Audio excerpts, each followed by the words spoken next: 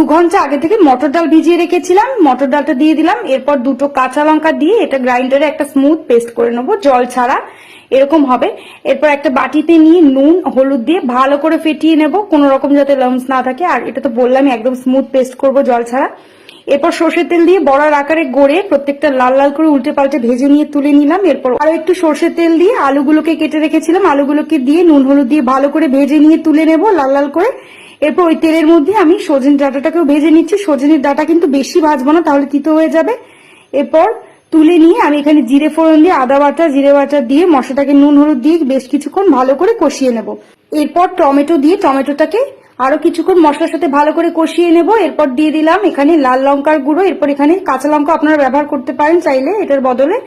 এরপর এখানে আলু সজনে ডাঁটা দিয়ে ভালো করে কষিয়ে নিয়ে জল দিয়ে দিয়েছি। ঝোল ফুটে এলে আমি এখানে বড়াগুলোকে দিয়ে 2 মিনিট মতো ফুটিয়ে নিয়ে কাঁচা লঙ্কা ছড়িয়ে নামিয়ে নিলাম।